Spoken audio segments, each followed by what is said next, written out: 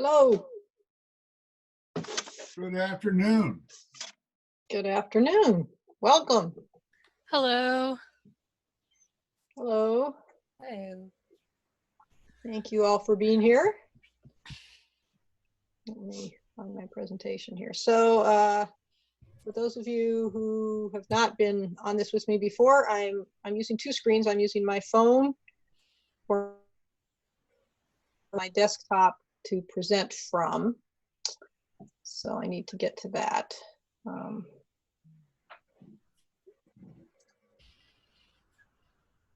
Okay, I don't think I'm here now.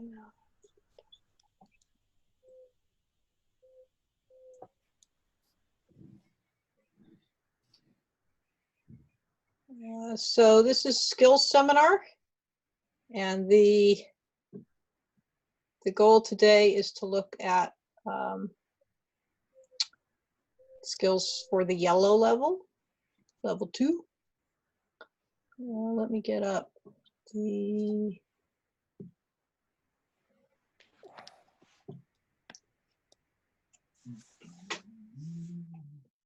video here. Okay.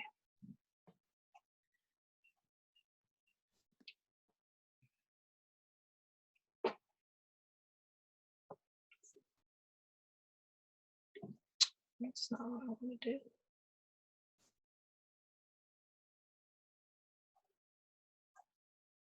That's what I want to do. Okay. That's more people. So for those of you who were, if you were on the previous seminar just an hour ago, yeah, it looks like Zoom is holding me to my 40-minute limit. So at 40 minutes, it might just abruptly end. Then we can pick up next week wherever we leave off if we need to. So I need to share my screen here.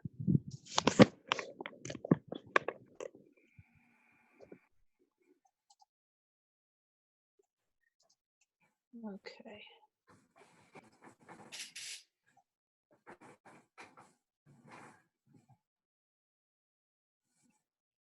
Okay, so are people seeing my screen now? Yes. Yes. Okay, cool. And I need to make sure that's still up.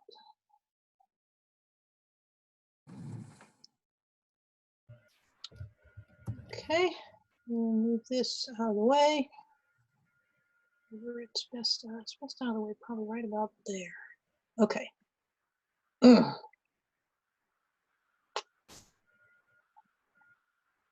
All right, so a couple of resources that we'll be looking at in here. Oh, now that I think about it, I haven't even looked at all these myself. I don't have all these loaded up. First is this skill level progression program from Orienteering USA, which is this patch program. I'm going to put that into here where it's easy to see.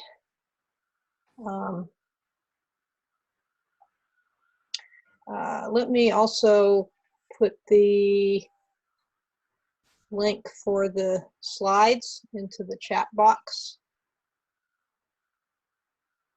Okay, there we go, chat.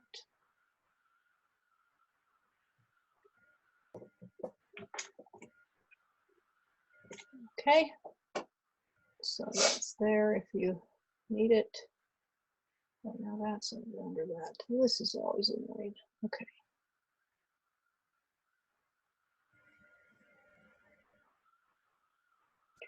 All right, so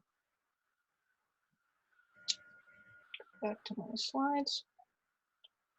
I'm also going to be showing you these handouts. This is a great site, maprunner.co.uk. Has a lot of great downloadables on it. So this is their map symbol downloadable. I do not want to print something. Why does it think I want to print something? I just want to download something. There we go. So we've got one that's symbols, and today we're also going to be looking at the one that is control descriptions.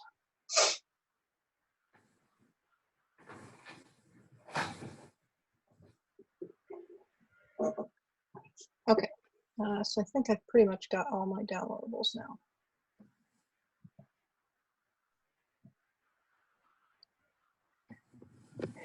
All right, so on the level 2,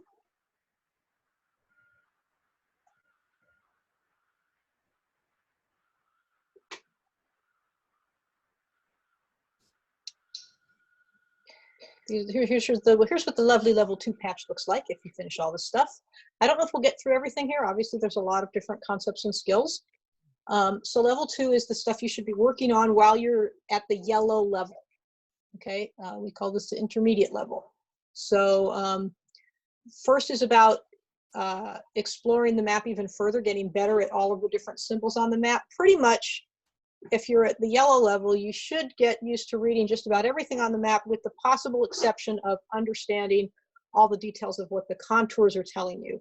Contours is really the main thing for orange, but at yellow, you should really start looking off of the trail further and getting better at all the different symbols. And one of the things that this talks about in concepts is it talks about things like point features, linear features, and then it also has something about colors. So, so I've written a couple of slides here that approach reading the map that way. The first one here is about colors. So there's basically 5 colors that are inherent in the main content of the map. Black is for man-made things: buildings, paths, walls, fences. And secondarily, black is also for rock features. So black is used for 2 different types of features. If you look at the symbol sheet, right, you see you got a lot of black here in man-made. That's a lot of black, black, black, black, black, black, black, black, black, and then rocks and boulders are black. So that's where your black comes in, is rocks and man-made features, buildings, all that kind of stuff. Another color is the blue. That's usually the one most people understand the most. That blue is water, streams, ponds, marshes. About the only other thing that sometimes is blue on a map is the north lines, right? So here's all of your water, and magnetic north line might be blue. But and then 2 different colors for vegetation, yellow and green, and actually a 3rd color for vegetation, because white is also inherently a vegetation color. So vegetation is one of the things that most beginners haven't really looked at that intensely, but you really should be working a lot on that when you're at the yellow level, understanding all of the different vegetation colors on the map, because a lot of the color on the map relates to that. If we look at the symbols here in the vegetation area, you've got your open land, which is yellow. A lot of people relate that to sunlight. The idea that if you look up and you're in open land, you'll be able to see straight up to the sky and the sun. It's where the sun can shine through. That's sort of a way of thinking about, you know, why it might be yellow. It's where the sun can hit the ground. And then so this is new. If you haven't seen a lot of maps yet with the new specification, open land with scattered trees is yellow with white dots in it. So the white dots represent the scattered trees, right? They're not necessarily exactly where a tree is, but they represent that there's trees around. But now they've added a couple years ago to that symbol that those dots could also be green instead. We haven't updated a lot of our maps here locally yet, but I anticipate that as we do, we'll be seeing a lot of this kind of symbol, because here in Southern California, we do have a lot of places, especially where the rough open land has something scattered in it, but what it isn't really a tree that you could run under. It's more like a bush that gets in your way. So we'll probably start seeing a lot more of this on our local maps here in Southern California, where you have this yellow but with green dots in it to indicate that you can run through there, but there's also going to be bushes in the way. The white represents whatever the forest, typical runnable forest is. And then green, the darker green it gets, the harder it is to get through. And then there's these green lines, which indicate the same thing, except they're for undergrowth. So they have something to do with visibility, right? So a solid green color would indicate that not only is it harder to get through, but it's also good. You're also probably not going to be able to see through it as much. The vegetation gets thicker, whereas where it's the lines means that it's low enough vegetation that it might not impact your visibility, but it's going to be hard to get through. And those lines could be in white forest with green lines, meaning that there's trees above you, but also some undergrowth that slows you down. Or around here, it's much more common to see the green lines on top of rough open land, something that's an open area, but it's also full of some kind of low shrub or sagebrush or something that keeps you from getting around. There are these orchard and vineyard symbols that are very uncommon in Southern California anyway, where you put in, dots or little lines that indicate that something's growing there. And in green, you have specific dot symbols, point symbols for bushes and trees and things like that. A general X could be any prominent vegetation feature that you can decide what you want it to mean. So that's a big thing to be thinking about when you're at the yellow level, is paying attention to the colors on the map and how they represent the vegetation around you. Oops. And then there's brown, which is earth things, knolls, gullies, depressions, and pits. Okay, and of course the contour lines themselves are brown. When you're at the yellow level, like when I teach course setting, I typically teach course setters that you should not have to be able to read the contours to be successful on yellow. You should be able to do that by reading other features and not having to read contours, but it's a good level at which to get used to reading the contours, starting to look at them, thinking about what they're telling you.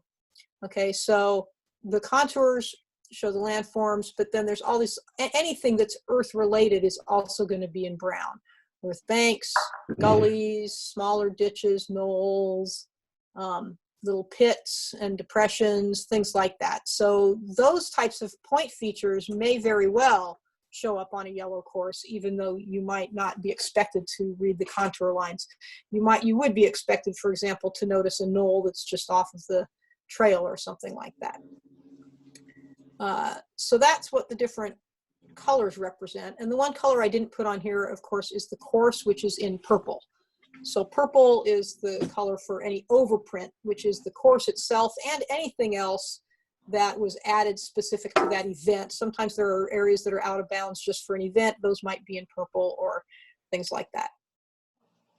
Then the other way we approach things on the map, and that's part of learning at this level, is understanding the difference between a point feature, a linear feature, and an area feature. So a point feature is something that's small enough that on the map it's represented with a symbol that is singular, right? A boulder that looks like a boulder actually looks like a point. But when the mapper put that on the map, they just said, here's that one place where that is. It's at this point. Point features usually are larger on the map than they really are. Most boulders in the terrain are fairly small compared with how big that symbol is. So sometimes they might be displaced a little bit for that reason. So just be prepared for that. So that's what we mean by a point feature. Linear features are things that are represented by some sort of line on the map that you can follow, like paths and streams and fences and walls. Those are really important at the yellow level. There's often a lot of route finding that's based on following those kinds of things as handrails. It might not always be a path, so you want to look heavily on your yellow course for other potential linear features that you could use as handrails. And then area features are things that are more like blocked out with a color, like pavement, vegetation. A very large building would be considered an area feature. If there's sandy ground or rocky ground, it's something that takes up space, bare rock. So those are with the larger things. So there's just some stuff in the requirements for the patch that talks about, finding a variety of point features. So if you're helping somebody with this patch and you're wondering what that means they should be able to point out things like boulders and knolls and linear features. You should be able to find all the different handrails, that kind of thing. Okay. Any questions about map symbols? Okay, on to control descriptions. So most of our courses at Yellow, we don't use the international symbols, we use textual symbols, but when you move up to Orange, often then you do get the international symbols. So while you're on Yellow, you should start looking at some control description sheets and get used to what they mean and how to use them. So we'll go through that really quickly here. There are 8 columns in a control description that are labeled A through H. And the first column is the control number. So that matches the circle, whether it's control number 1 or 2 or 3. The second is the control code. That is the number that's on the control itself to know which one you found. In column C, there might be an arrow. The arrow tells you if there's more than one of something, which one it is. So if there's 2 boulders and one's north and one's south, then an arrow like this would mean it's the one that's on the south, so the southern boulder. Column D tells you what actual feature it is. So in this case, this particular symbol means a depression. So this is the southern depression. E gives you more information. It might be a second feature. It might, in this case, this is telling me that this is a sandy depression. If I'm in that depression, it's going to be sandy. So on the map, there would also be a sandy symbol there. Column F tells you what are the dimensions of that. So this says it's a 15 by 5 meter depression. So 15 meters is pretty big. In at least one direction, it's pretty long. That's often used with boulders to tell you how tall they are, especially if they're not just a standard 1 meter boulder. If there's something really large, like this is a 3 meter boulder, it might be there. That tells you you're looking for something really large. G, this is really important one, especially on the Yellow course. That tells you the location of the flag. So this says that flag is on the northern edge of that depression. And then H is just anything else. Usually there's not anything there. There is if there's a water stop there. That's the most common thing that we see here. Or at bit larger meets, if there's first aid or something, they might put that in that column. So some of the specific control descriptions that are expected at this level is describe control description symbols for trails, rocks, earth point features, and common man-made features. So the idea here is at Yellow to start trying to learn what are the control descriptions for the features that you're most likely to be using on a Yellow course. So if you get the handout, you can look at some of those. So so this little handout shows you really nicely. It has the control description, and then it shows similarly what that would look like on the map. So you want to concentrate mostly on some of these things over here in the man-made area, right? Paths, bridge, power lines, walls, fences. One of the things that people often mix up is the fence control description symbol and the cliff control description symbol. Cliff is the one with, it goes straight horizontal across and has little tags coming off. And the control description for fence is slanted and has the tags coming off. That's great, Kathy. So that's how you tell the difference between those. Other things, the trees are pretty self-explanatory. Those come up a lot at this level. Another thing that's important, that's a real common early level thing to learn is the difference between a knoll control description and a boulder. The knoll is shown with a circle. So it actually looks on a control description the way a boulder looks on a map. It's a black circle, okay? Even though on the map, it's a brown circle. Then the boulder, which is the black circle on the map, is a triangle in the control descriptions. That's because the control descriptions are designed to be only black and white, so we had to come up with a different way to show those. So that's important to recognize that if you're looking at this little circle, you're not looking for a boulder, you're just looking for an earth knoll. Those are the main things that matter at that level. Okay. Any questions about control descriptions? And you can, so if you've got the handout, you can download this and get your own copy of it. Eric, can you bring a copy of that on the course? Is it allowed to have that with you? I think it should be.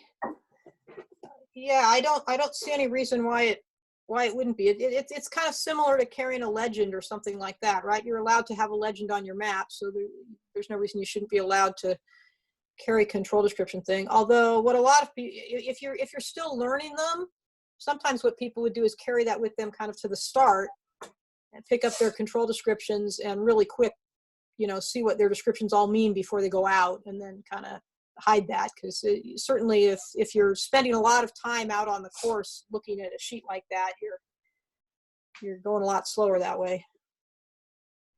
Thank you. But I don't see any reason for it to be against the rules.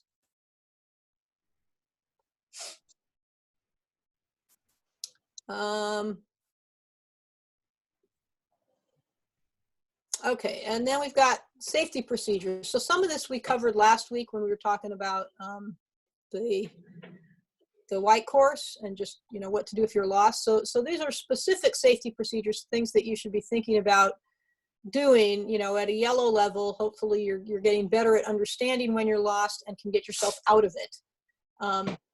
So the first is backtracking, making sure that you know how to find your way back to someplace where you were before. And an important part of that is keeping track of where you are enough and recognizing quickly when you have lost contact with your map. Not being afraid to say, okay, wait, I didn't find what I expected now. I might not be in the right place. Maybe I should go back to where I know where I am. Because the sooner you backtrack, the less likely you are to get so lost that you need rescue. So that's an important part of moving up, is getting better and better at recognizing when you need to fix what you're doing and when you're out of contact with your map. The second main safety thing at this level is safety bearing. And that is being able to find your way by simply following a compass bearing to a major road or trail, so that you can then take that back to where someone can help you. Sometimes they publish a bearing and say, for this event, go north. Sometimes they don't. If you don't have a safety bearing on your map, or if there wasn't one given by the organizers, it's important to at least know what part of the map you're in. So keep track of the really biggest roads and trails on the map, and know, am I to the west or the east of that big trail or road? And that way, even if they didn't publish a safety bearing, you can figure out what it is for you. Well, even if I don't know where I am over in this west half of the map, I know I'm in the west half of the map, and there's a road down the middle, so if I go east, I'll hit it. I think I have a good example of that. Let's look at this map here. So here, right, Camp Sherman has this big road right down the middle. So it's important, be aware when you cross that road. You should know if you're on this side of the road or this side of the road, because then you can always just go, take a bearing, go either east or west, get to that road, and move on to it. Another thing that's listed in these requirements is something about first aid. Where is it? It says, no, basic procedures and first aid to help yourself or someone else with an injury. So obviously the easiest way to do that is to take a first aid class. That would be a great thing to do if you have a chance. If you've never taken first aid, it's good to know some basic first aid. But at a bare minimum, things you want to know if you or someone else has an injury is to blow your whistle if you need help. If you yourself are injured and you need help, or if you find someone who is injured badly enough that you want to summon additional help, blow the whistle 3 times, 3 blasts in a row. That should help summon other orienteers to come and help you. The most important basic first aid procedure to probably know as an orienteer is what to do if someone is bleeding. And the main thing to do if someone is bleeding is to apply pressure to the area that is bleeding. If it's something that you can elevate above their heart, like their arm or something, you can elevate that up to help keep the blood flow down. But you want to try to stop bleeding first and foremost if something like that is happening. Also, if someone's badly injured, make sure you stay in one place.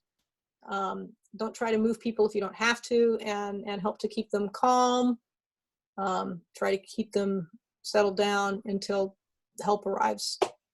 And if you feel it is necessary, if they're injured badly enough that you don't want to move them and that you need somebody to come in and help, you can either contact the event organizers, or if you think it's bad enough, you can call 911 right away. I mean, we had an event where somebody fell off of a cliff, hit their head pretty badly. They had cell phones in the field with a group with them. They called 911. I mean, they ended up actually bringing a helicopter in to carry that person out. So, that kind of thing might need to happen. Don't try to do something beyond what you know. If you need help, call somebody who can actually help. What else? Scale. Okay. So the next big thing in the yellow is understanding differences in the scale of the map and how that's going to affect what you're looking at. So what does a map scale mean? When we look at the scale, we talk about 1 to 10,000 or 1 to 15,000 or 1 to 7,500.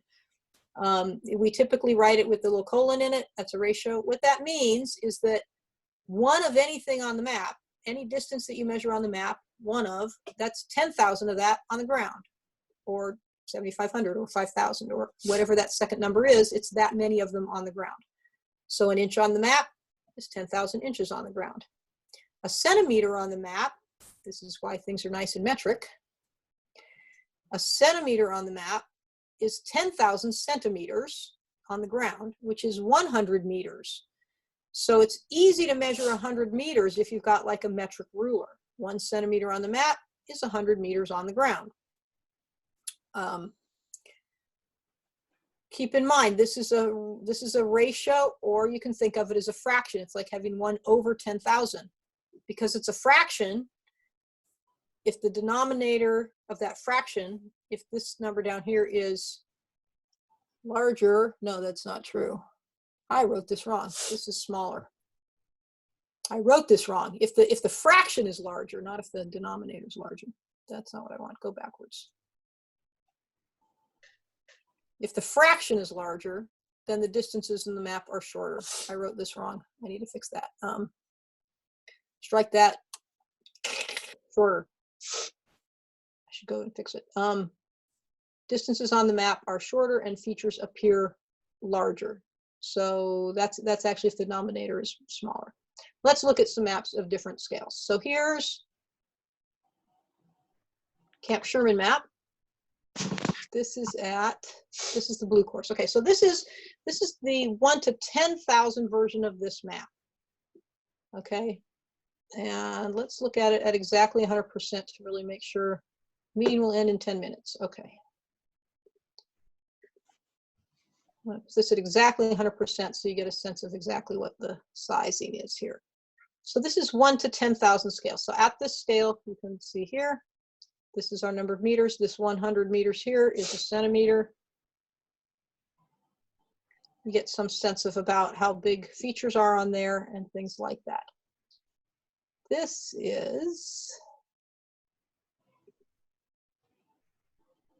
the same map at, let's put this at 100% also. This is a 1 to 5,000 scale.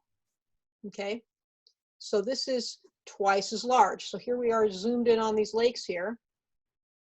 Come back to here, there's those lakes, right? So it's like a big zoom in to change the scale like that.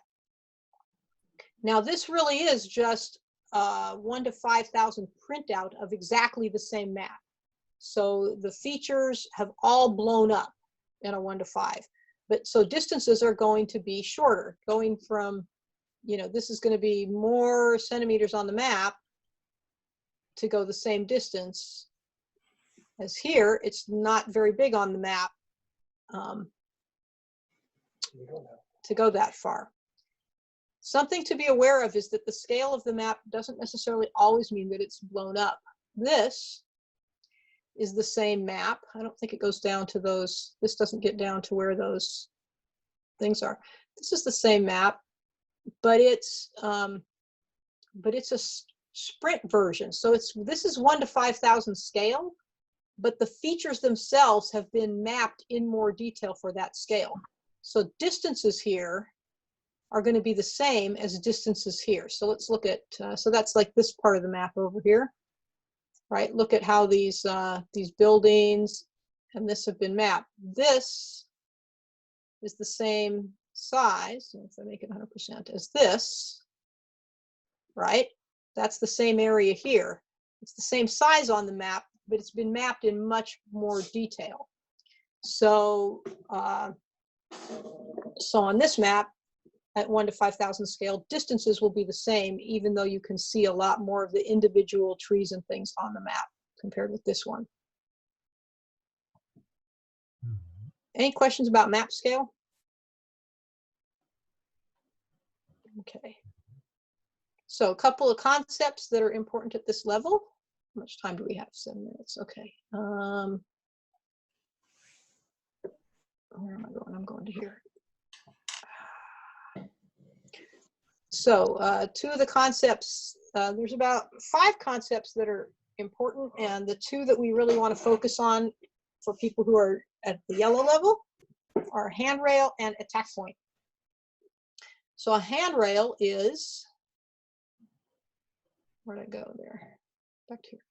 A handrail is following a linear feature that will help lead you to where you want to go with the control. Most of the time that'll be a path, but it could also be a fence or a stream or something like that. I've put a link here to a little video. I'm not going to show it right now. It's about 3 minutes. I don't want to use that time right now. Instead, what I'd rather do is look at the yellow course here. That's not the one I want. Well, here's a yellow course. Okay. So let's look at how we would use handrails on this yellow course. So this yellow course starts here and goes, so you've got a handrail here, there's a trail, but you can't take that trail direct. So you might take it a little bit, and then maybe when you got to these rocks, you could cut across to the other trail here. Once you're at number 1 to number 2, you've got this trail that you can follow as a handrail. You'll have to make a few decisions in here until you get to number 2. So there's a lot of trail following on this course. Let me see if there's a place with a different handrail. It's not a trail. Well, here from 8 to 9, you have a little bit of a choice. There's a handrail that goes up the hill that's a path, and then you could go back down. Or there's also a stream here. You might prefer to take the stream as a handrail until you're below this control and then go up to it. Similarly, from 11 to 12, you have a choice. You could take some path handrails up here and down, or you could go straight down to the stream and then follow the stream to the control. So there's a place where we're using a stream as a handrail.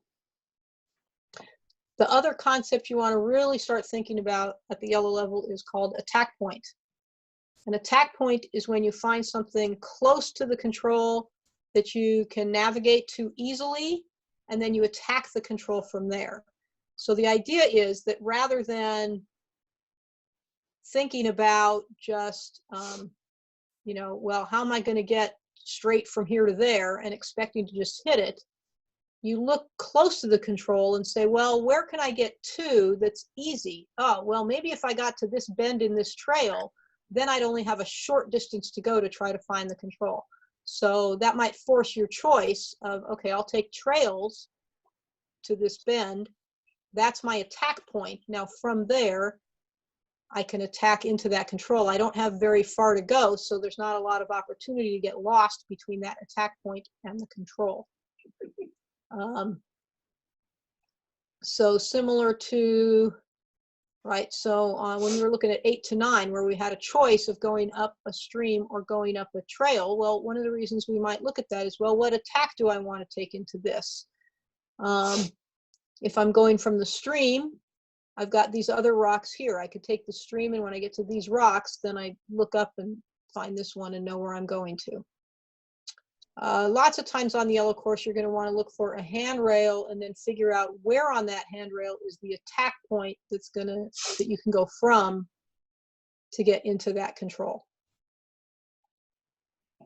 So that's what attack points are.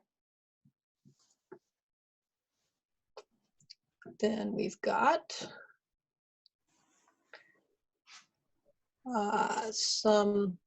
we only have 2 minutes. We're probably not going to get through all this. One of the things that was in here was about measuring, and I'm not going to have time to go through that. So maybe I'll put that into next week. We'll talk about measuring. Some other general skills that you should be working on at the yellow level. One is route choice. That is being able to decide between different things on the map. One of the things in here, so these things we've covered so far are the concepts. Concepts are mostly things that you can talk about. When it gets to skills, that means it's something that you should actually physically do. So when it says identify different route choices, that means you should talk to somebody and say, here's the route choice that I'm going to use. You know, here's 2 ways I could do this on a map, like I just did from 8 to 9. Travel off trail. You need to physically go out to a map and show that you can, you know, travel that way. So, for example, on this yellow course we were just looking at, right? I can go from this handrail to that one through off trail and be able to do that. Finding cardinal direction. So that just means getting out your compass and saying, here's north, south, east, and west, right? If I line my needle up, I can point to north, and then I can also say, well, therefore east is, you know, this way to my right or my left, or whichever direction it would be. And orienting your map and then being able to point once your map is oriented, that means that my control is this way. You don't necessarily have to name the direction, but you should be able to orient your map and point out which way to a control. Less than a minute. Okay, so are there questions with our less than a minute left before we all get kicked off of this?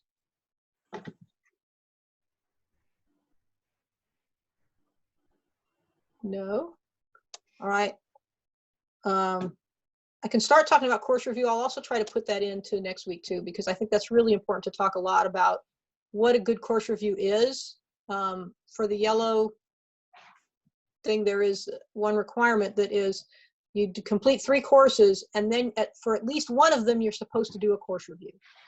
So it's good to understand how to do a good course review. I've got some questions here to talk about, but I think next week we'll put that back into the agenda and talk about it more, because we're going to get kicked off here in a second. Thank you, Claire. Thank you, everyone. You. Appreciate it. Thank you, Claire. See you next week. Okay, thanks. You're not getting kicked off at all.